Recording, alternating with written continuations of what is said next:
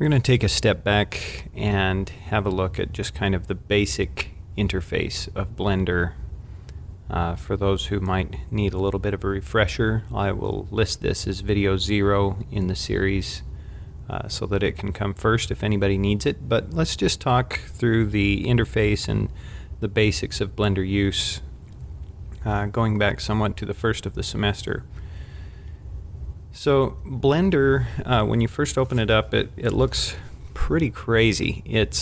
If you haven't had any experience with a 3D application, it's going to look entirely unfamiliar to you. The metaphors being used here are not really going to carry across directly from really anywhere you've used. If you're used to Photoshop, if you're used to Illustrator, what have you, this is going to be quite different.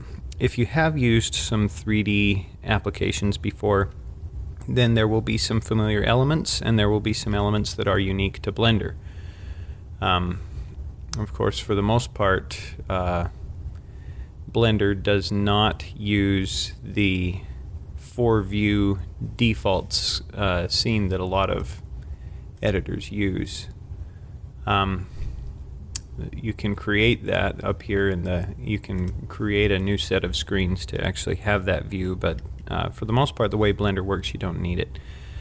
So you open up Blender, you've got this default cube in front of you, you've basically got a scene, and that's what this is called. It's a scene, which is in essence a virtual world, and it has 3 objects in it.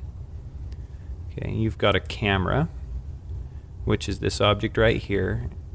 You've got the default cube, which is just sort of, it's a model for the sake of having something in your scene.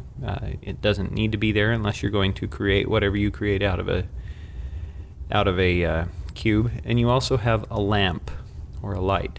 Those 3 objects are there by default.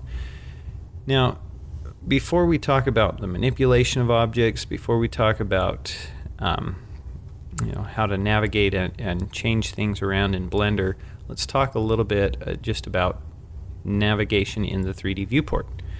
So that's what this is called. This is a 3D viewport, and it's a view into the 3D space that is simulated by our scene.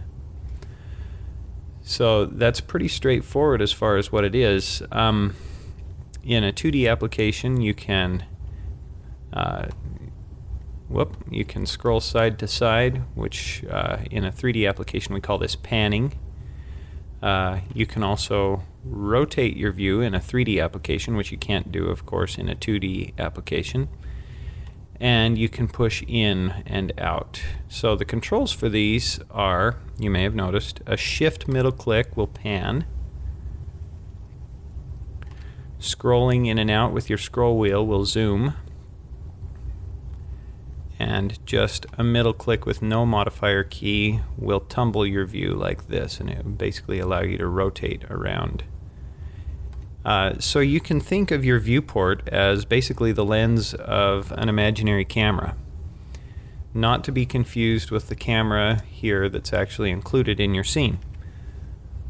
But just like in the real world, we can move this camera around and point it wherever we want. Okay. Now, before we get any farther, I want to show you a couple of user settings that I always change. And I know these are present in a couple of the other videos, but since I'm going to place this first in the playlist, I will also put them here. If you go up here to the File menu and click on User Preferences, there are 3 things I always do. I always change, under the Input tab here, I always change Select With from the default right to left. I always select with the left mouse button. Blender by default uses the right mouse button. There are some kind of workflow reasons for that. For me, the trade-offs were too minimal to kind of stick with that. I use so many applications and I'm so used to left clicking that I found it really slowed me down whenever I was in the wrong mindset and I was trying to select with my left mouse button, and I just kept moving my 3D cursor instead. We'll get to that later. So I also go under the Interface tab and I check these 2 boxes, Zoom to mouse position and Rotate around selection. I have a background in AutoCAD, and that is the way AutoCAD behaves. It zooms to your mouse position, which I'll show you what that means. Once you have those selected, if you want to select them, click on Save User Settings. Then you can close this window. Okay, and what that zoom to mouse position means, if I want to zoom in on my light here, I can just put my mouse over it and start zooming. Whoop. And then I zoomed past it because we're in a perspective viewport. Or if I want to zoom in on the camera, I can do the same thing. Put my mouse over it and start zooming. If I want to zoom in on the cube, I can just put my mouse over it and start zooming. That's not the default behavior. By default, if you don't have that checked, Blender will just start zooming into the middle, whatever is centered in the scene, and then you have to hold down Shift and middle click and pan to it, which I find to be fairly time consuming. So I think that saves me a lot of time. In the 3D viewport, that's basically how you get around. Now this 3D viewport can represent a lot of different types of view. You'll notice they're labeled up here in the top left. This is a user perspective viewport. What that means is that you see this grid here. This grid here is basically just here for reference. This will not show up in a rendered image or anything. But this grid here, the squares that are closer to us appear larger than the squares that are farther away. So it's mimicking a vanishing point, basically. These parallel lines would eventually converge visually for us if we were to follow them back far enough. That's what it means by a perspective viewport. It's trying to fool our eye into showing a sense of perspective as things vanish away from the camera. Now, most of the time for modeling, we don't actually want that. So the alternative to a perspective viewport is an orthographic viewport, and that is selected by tapping the 5 key on your numpad. So now you can see all of the squares, even the ones that are supposedly closer to our imaginary camera, are the same size. And it doesn't matter how much we zoom in, there never gets to be a vanishing point here. And further, because of that, we can zoom in basically almost infinitely here, and we will never actually travel past the object that we're trying to zoom in on, like I did with the perspective viewport. So I can zoom in on the light there and just keep on zooming. And I will never go past the light. So that's kind of nice.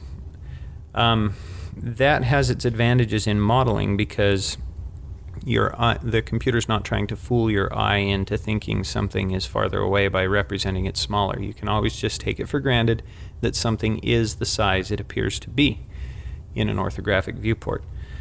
So in order to look at different views, different named viewports is what I like to call them, you have some number pad keys that will show you different views. Any of these views can be viewed in perspective or orthographic mode. So if you tap 1 on the number pad, then it takes us to a front orthographic view. If you tap 3, it takes us around to the right side. If you tap 7, it takes us to the top. So a cube, we all know, has 6 sides: front, right, top, left, back, bottom. If I want to see those other 3 views, I have basically 1, 3, and 7 to show me the front, right, and top. If I hold down Control and tap 1, it shows me the back instead of the front. If I hold down Control and tap 3, it shows me the left instead of the right. And if I hold down Control and tap 7, then it shows me the bottom instead of the top. So that can be really handy for looking at your model, getting to a named viewport and knowing that things are, straight with an axis. So you've always got kind of a cheat sheet down here showing what axis you're looking at. So right now the blue axis here, the up and down axis in Blender, also represented by this blue line straight through the middle of the scene, is the Z-axis. The red line going from left to right in a front view is the x-axis, and right now we can't see the y-axis because it's coming straight toward us. We're in a front view. That's by definition what that means. If we go to a little bit of a side view, you can see that we picked up a green line there. Back to a front view, and we no longer can see the y-axis again. So I can kind of take it for granted if I start moving an object or scaling an object, well, not scaling, or rotating an object from this front orthographic viewport, that it is going to be moving according to the axes I can see. So if I move an object, it will allow me to move it in X and Z, but not Y, because especially in an orthographic viewport, trying to figure out, based on my mouse movements, what sort of movement I was trying to accomplish in the y-axis would be really useless, since it's not represented by even so much as 1 pixel here. So it does not allow me to do that. Rotation, on the other hand, is going to happen just on the y-axis. So let me demonstrate to you what that means, and in the process we'll talk a little bit about what a couple of the keys do. So if I select this object by clicking once on it, you can see a selected object is surrounded by an orange border. I can tap G on the keyboard to grab this, or move it, in other words. And I can move it up and down, or left and right, or any combination of the two, but I cannot move it in the y-axis. So if I move this up here and then go look at a right side viewport, you can see that it is still centered from front to back. It never moved along this green line, along this green axis. So let's undo that. If I rotate it, it's behaving as if the y-axis were its axle, its hinge, its fulcrum, basically.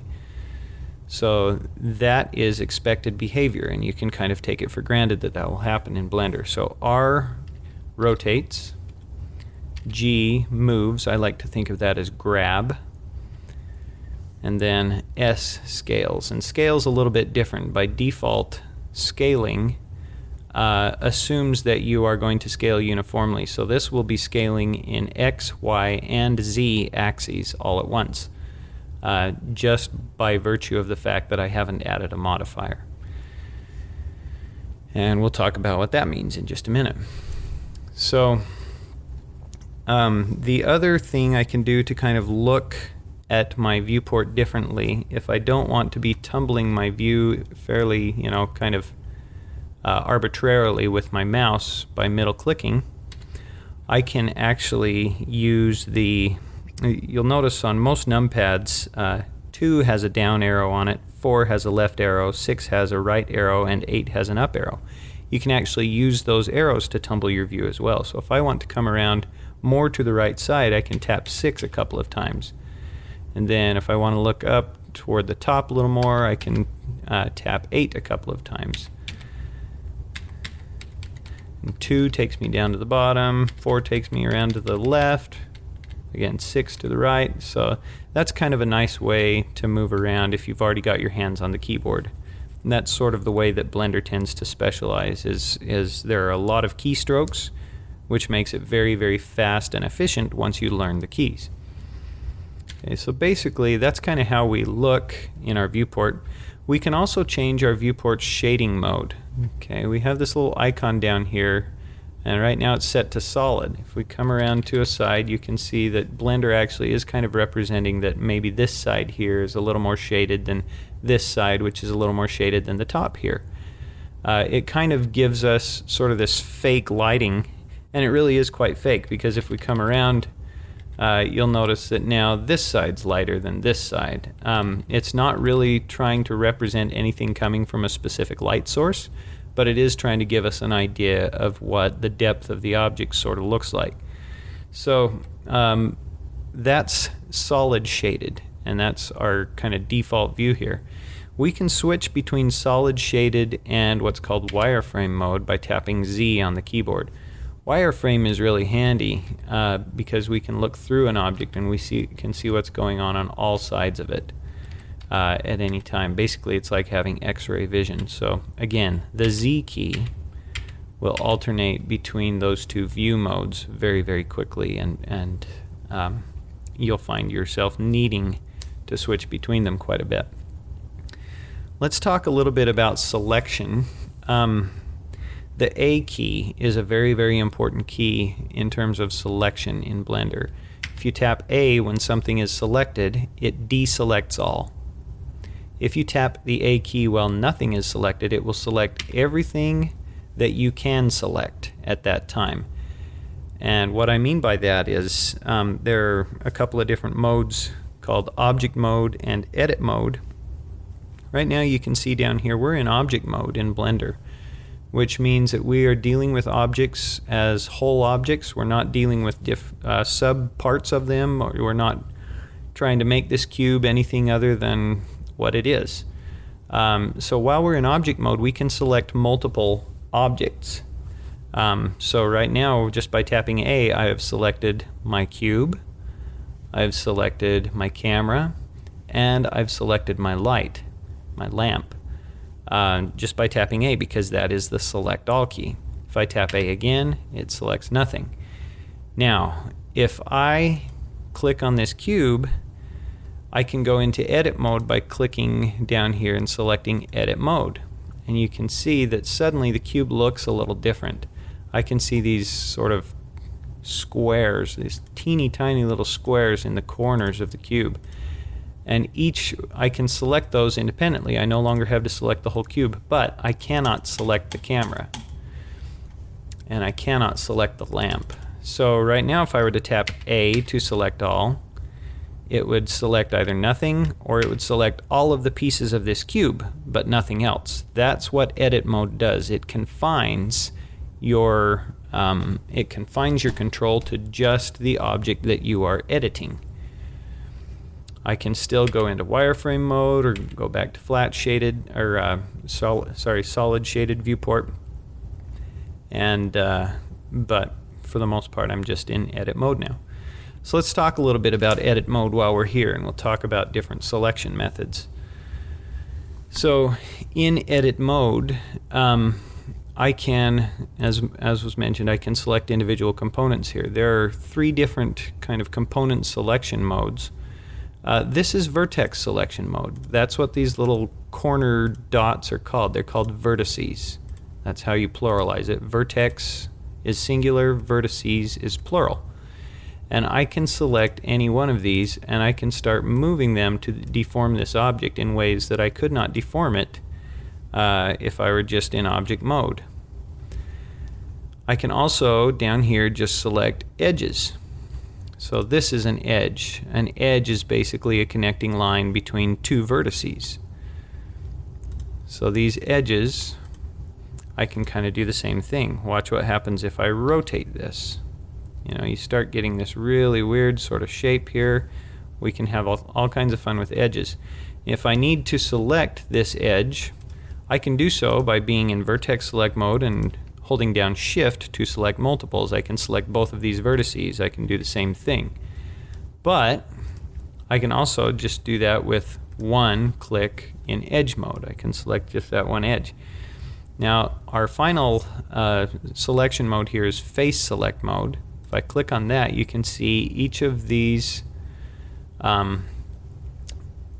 faces, that's what they're called, has a dot in the middle now, and that represents kind of the center of the face.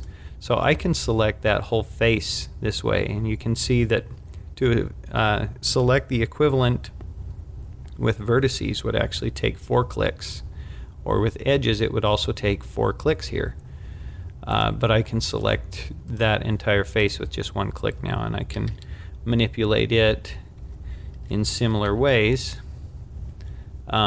just on a face level. So all of those have their place. They have their advantages and disadvantages as far as what you may want to do and you know, what kind of manipulation you're trying to accomplish on your object. Okay, so let's talk a little bit more about selection. This cube currently is not a very good candidate for selection, so I am going to subdivide it. And over here under my tools, you can see I've got a tools menu over here. If I select tools, I've got tools, create, shading/UVs, options, and grease pencil. Let's stay under tools for a moment. And I have these additive tools here. And if I want this cube to have more parts, let's say I want to make something with finer detail than I can by just selecting this face here. I'm going to select all, and I'm going to click on subdivide. And you can see now that put some extra divisions into the cube that basically makes it a more complex object. I can grab each of these faces individually. But I also have some options for this subdivide tool that I just selected over here. Number of cuts, 1. So yeah, it did 1 cut on this axis, 1 cut on this axis, and 1 cut around the middle, kind of like a belt there. So if I add to the number of cuts, you can see that it makes the object increasingly complex. And the most I can actually click to there is 10, but I can type in whatever number I want over there. So let's go to 11 or 12, and now it kind of resets and lets me click some more. But that allows me to make a much more complex object. So now I've got some genuine complexity if I want to select specific things in here. So let's talk about different methods of selection. I can, of course, go the traditional route. Let's say I wanted to select a number of faces on the front here. I can start clicking and hold down Shift. Whoop. The trident kind of gets in the way a little bit there. It thinks I'm trying to click on it to move these. Okay, and let's select another row under here. So basically we've got a 5x5 selection of 25 there, and just to be symmetrical, let's go 6x6. So that took a little while. It took a lot of clicks. And if I want to select something identical on the other side, it's going to take 36 more clicks. So I don't necessarily think that's the most efficient way to do things. If I deselect all of those, I have some other selection options. Let's go to a front orthographic view. If I want to select these things box selection style, I can just type B on the keyboard, and I can come down 6 and across 6 and select them that way. And that's a lot quicker. Now you can see the other side is still not selected. If I want to select both sides that way, I need to go into wireframe mode.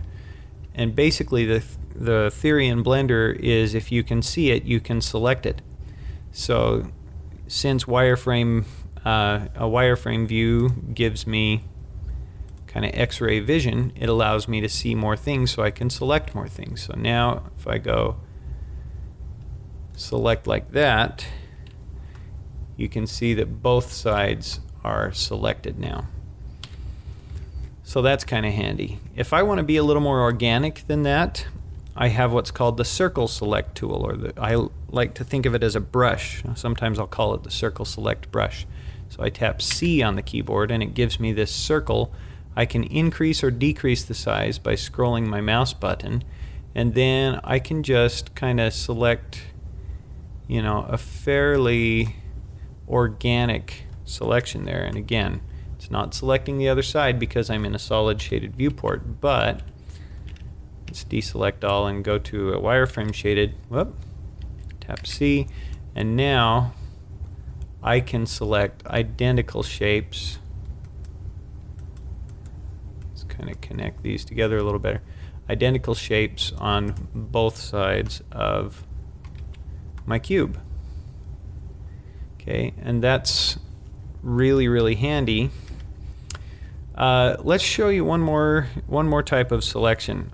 So far we've done all face selections. All of these will work with vertices or edges. Now I can select vertices this way. I can select edges. Whoa! If you start moving something in a way that you don't want to, just hit escape. But I can also, I keep missing the C key. I can also select edges this way. You can see that the influence there will be a little bit different. I've got these edges selected now, whereas I wouldn't if I were painting selection on faces. But if I want to select a loop, then I can do that really easily. And believe it or not, there's a lot of call for this sort of thing, selecting a loop. You'll find this to be really handy. If you hold down Option or Alt, Alt on a Windows PC, Option on a Mac, hold down Option and then click to select, you can see that you get this loop selection all the way around until the loop ends. And it's really easy to select multiples there. Just Shift, Alt, or Option click. And you can do the same thing with faces. If I want to select a loop of faces, I go to Face Select mode, and here's kind of the trick. You never know what direction the faces are going to go, right? There's loops this way and there's loops this way. The trick is you want to put your mouse over an edge that is running perpendicular to the loop that you want to select. So if I want my loop to go left to right, then I hold my mouse over an edge that is going up and down, and then Option click. Or if I want my loop to go top to bottom and front to back, then I hold my mouse over an edge that's going left to right, and Option click or Alt click. So that's a loop selection. And then, you can scale that and do all kinds of crazy things. You can have all kinds of fun. Okay, so tab back out of edit mode, and that is basically kind of how to select. And let's talk about methods of movement now, how to manipulate objects a little more precisely. So Blender divides, Blender uses, it can use a variety of different units of measure. You can use imperial units, feet and inches, or you can use metric units. By default, Blender uses what are called Blender units. And in the real world, a Blender unit is equivalent to 1 meter. So basically, if you're using the default, you're modeling things metrically, which is probably a good way to go, since you have the easy divisions by 10 and all that sort of thing. So let's go to a front orthographic viewport, and you can see this grid shows up behind our default cube there. And each of these light gray outline squares is a Blender unit. Our default cube here is 2 Blender units tall. By default, that's how big it is made. That's just what Blender does. That's how it acts. It's 2 Blender units wide. And if we go to a right orthographic viewport, it's also 2 Blender units long, deep. So that can be really handy because when we move things around, or when we scale things or rotate things, we can specify an axis, and we can specify the number of units or degrees or whatever it is that we want it to move. So knowing that this is exactly 2 Blender units tall, I'm going to move it up 1 Blender unit. Since we know the Z-axis is the blue one, it's up and down, I can do that just on the keyboard by tapping G to move it. That loads my cursor, you can see, with a moving object.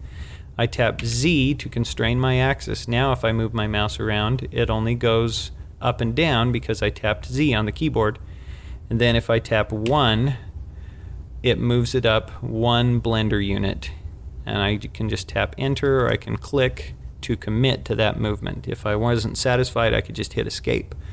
So I just moved this up in the Z-axis 1 Blender unit by tapping G, then Z, then 1 on the keyboard. I can move it right back with by tapping G, Z, -1. and it is exactly where it was before. Okay. So I can move it left to right from the front orthographic perspective by using X instead of Z. GX1. Whoop, that was Z. GX1. GX. Typo. GX minus 1. And there we are. Okay. Rotation works similarly, but of course that's not going to be in blender units, that's going to be in degrees. So if I want to rotate this, and again, since we're in a front orthographic view, it's going to behave as if the y-axis were the axle basically for us here. R45 rotates this clockwise 45 degrees. R minus 45 rotates it back. Whoop, and then I hit my numpad on accident. So if I want to rotate it in a different axis while I'm here looking down the y-axis, I can just specify that on the keyboard. So let's rotate it in X, RX45. You can see that sure enough that rotated it for me, even though it wouldn't have offered that option if I were just rotating arbitrarily with the mouse. So, and actually let's go back to movement really quick and cover one more thing. If I want to be able to move this, let's say I'm in a user view here, so I can move it from this perspective. I can see I can see dimension along all three axes, X, Y, and Z, so I can move it in any of those, but how it's going to move, my mouse is still only really moving in 2 dimensions, so that's kind of gets a little bit weird and hard to predict. So I've tapped G here on the keyboard, and let's say I want to be able to move this in Z or Y, but not X. I can just tap Shift X on the keyboard, and now I can move it in Z or Y, but it's never going to move in X. And I know that kind of looks like it is, but let's move it over there. Right from this perspective, it looks like it's moved along the X-axis, but if I go, maybe I missed on the keyboard. Let's try that one more time. G, Shift X.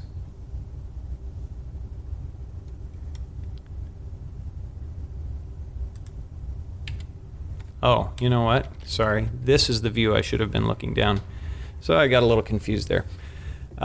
So you can see that in the X-axis, it hasn't moved to the left or the right at all, even though we did move it back in Y. And it definitely moved in Z. It's moved up and down, and it's moved front to back, but it hasn't moved left to right. That's because I pressed that Shift X. That keeps it from moving in that axis. So if you want 2 axes active, that's how you do it. You do it by excluding the third axis that you don't want. Shift X, Shift Z, whatever axis you don't want to be moving in. Okay, so that's pretty handy. Scaling basically works the same way. If I want to scale this object, by default it's going to scale along all 3 axes just by tapping S on the keyboard. If I only want to scale it in X, I just modify that by specifying X. And I can say, well, scaling is always a multiplier. So if I were to tap 2 on the keyboard now, it would not scale 2 blender units. It would double whatever the X width or X dimension is on this object already. So 2, you can see that it is now 4 blender units wide exactly because it was 2 and now it's 4. So if I go back and do the same thing with a multiple of 3, scale X3, SX3, look at the front, you can see it is now exactly 6 blender units wide because I scaled this 2 blender unit wide cube by a multiple of 3. So scaling is always a multiplier, and that's important to remember. So if I were to tab into edit mode, I can treat these vertices the exact same way. I can say, okay, let's grab and Y by 2 blender units. Whoop, that's going the wrong way. Grab Y minus 2 blender units. Okay, and that will bring this one face out and kind of give us a Pinocchio nose there. Undo that.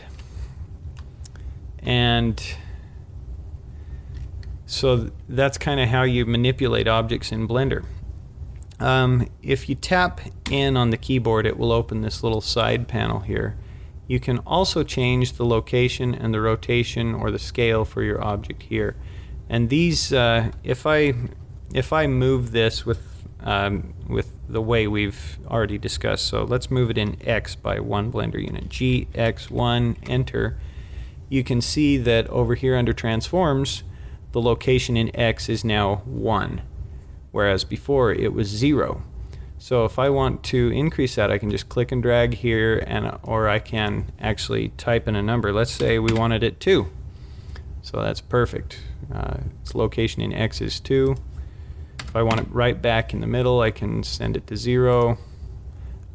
Rotate it in Y by 45 degrees, or put it back to 0. You can be very, very precise this way. You can also scale it along just one axis, or all 3 axes, or whatever you want. Whoop, I changed it to 0. It needs to be 1. There we go.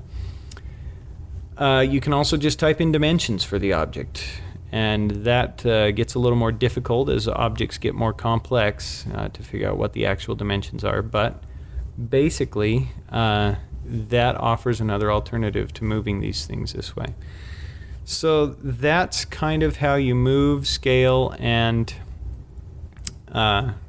rotate objects in Blender. That's how you select. That's sort of what the 3D viewport does for us. And there's a lot more to it than that. That's obviously a very simplified kind of beginning basics approach. In the following tutorials, we get into a lot more sort of minutia as to what can be done and when it's appropriate and useful to do it.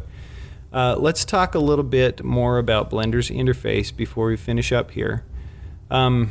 One of the cool things, but it's kind of a double-edged sword about Blender, is any window in Blender can be any kind of window that Blender offers. So over here we've got, for instance, our outliner. An outliner contains a hierarchical list of all of the objects in your scene. So we've got our cube. We can even select these objects from here. We've got our lamp. We can select that. We've got our camera. We can select that. And as we add objects here, they will show up in the outliner. We've got all these tabs here, which basically these show us different kinds of object data. Right now we're looking at a rendering tab that helps us to figure out how to render things. But all of these are different kinds of windows. They all have these little icons like this. You can see that right now this is set to be the outliner. That's what that icon means. But I can change this one to another 3D view. We can look around our object up here. It gets a little crowded with our screencast keys on there, but I can change it to a 3D view, or I can change it back. It can be whatever I want it to be. This right here is set to be a properties panel, a properties window. So, you know, I can do the same thing with that. I can make it a 3D view and, you know, tumble our view in it. And let's see, where'd that go? Properties, let's go back. Okay, so that can get really powerful, but you can also split your windows. This window here, the main one here, is set to be a 3D view, but it doesn't have to be this big. So if I mouse over this corner down here just right, then my cursor turns into this little plus sign, and I can click and drag and split my window out that way. So now I have two 3D views, but again, neither of them actually have to be a 3D view. If I want to open and close these panels on the sides, N will close the panel on the right, and T will close the panel on the left. So now I've got some more room over here, and I can change this one to another outliner if I want. I can leave a longer outliner open over there. I can expand or shrink it. And sometimes it's handy to have two 3D views open. You know, if I need to be able to see what I'm looking at a little bit better, where to go? There we are. I can change this one to a top orthographic mode, or maybe a different type of shading. Let's look at it in wireframe while this one's solid shaded. And you know, in this way you can actually you can bring up that same sort of, here's a top. Let's see, let's go front and right, and then orthographic perspective viewport. So that'll look familiar if you're familiar with most 3D viewports or 3D applications. So if I move it in one, it shows how it's moving in all of them, and that can get a little bit dizzying, but it can also be really handy to keep track of how things are working. You can also see that this type of interface could also get maybe a little messy, especially if you're having trouble closing windows. What happens if I want to close these down? Well, the answer to that is any window can destroy or eat or take over the space of a window that shares an entire border with it. So if these windows have the exact same size border here, now if I were to do, let's see. I got those lined up really well, didn't I? So let me show you what I mean. So I can click, let me explain what I'm doing here. Mouse over this little traction pad again until I get a plus sign, click and hold, and then move my mouse left. I get this kind of faint arrow here saying basically the window on the right is going to eat the window on the left. Or I can mouse over to the right, and then the window on the left wins. So in that way I can close one of the windows. Now, there's a shared border here, but it is not the same size. This window has a really wide border along the bottom, and these two windows basically each split that same length. So none of these windows down here can eat this window up here, and vice versa. If I were to try it, it just doesn't work. See, I'm not getting that little faint arrow. And these windows, of course, cannot come and take over a window that is larger than them. So in order to collapse this back down to the one window or one 3D view setup, I need to have one of these windows down here that actually share a border that is the same size. I need to have one eat the other down here first. So let's go like that. And now these two share an entire length of border. It's the same size. So either one of these windows, whoops, I split it out on accident. That's kind of what happens. So now I can have either one of these become my main window, and we're back to our interface. And often I see people sort of get stuck with a bunch of, something that looks like this, and they'll try to put it together, but in the meantime they'll have done something like this. So they'll be wondering like, oh, I can't get this window to take over these little ones, and that's because you've got this little guy here. Sometimes it'll even be almost microscopic like that. And what you've got to do is you've got to get all of these borders that you want to be taken over, you've got to get them to be the same size. And it can be a little bit fiddly. I think that's probably the single biggest weakness of Blender's user interface, is how fiddly that window collapsing method is. But once you get the hang of it, it's not too bad. Once you kind of realize how it works, it's not going to hang you up too bad. So that can be really, really handy. You can also save a layout up here. You can, this little plus button will allow you to create a new layout, and then you can, so let's make a layout actually. We'll call this Foursquare, just to be weird. And now, if I were to,